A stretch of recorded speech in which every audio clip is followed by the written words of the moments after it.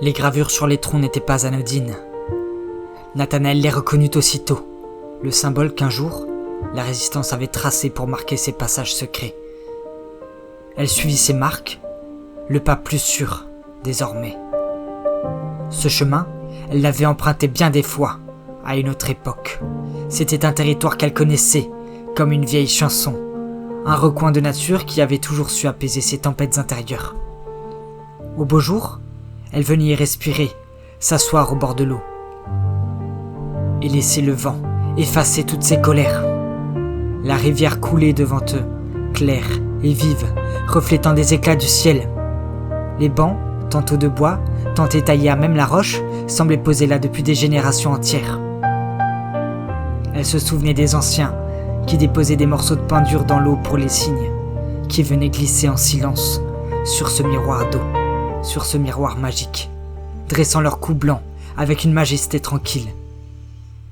Elle se souvenait aussi des oiseaux du ciel qui tournoyaient au-dessus de ce petit royaume, guettant les mains des enfants qui fidèlement leur apportaient des graines, qu'ils déposaient à même la table branlante.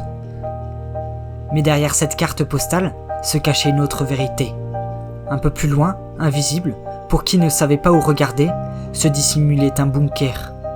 Les hautes herbes et les feuillages formaient un écran épais, presque impénétrable.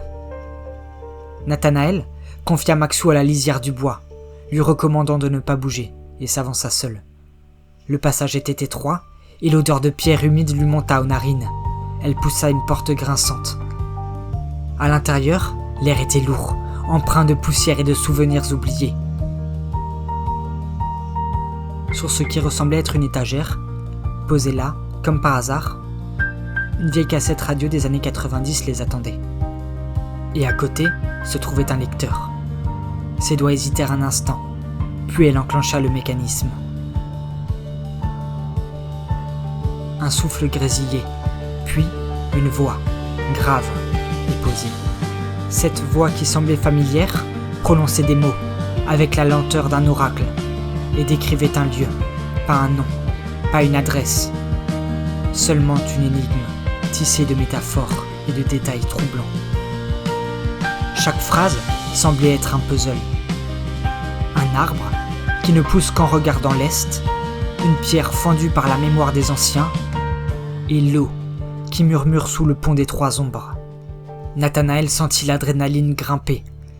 Ces indices n'étaient pas anodins, ils désignaient forcément un endroit précis. Et ce qu'elle cherchait devait s'y trouver.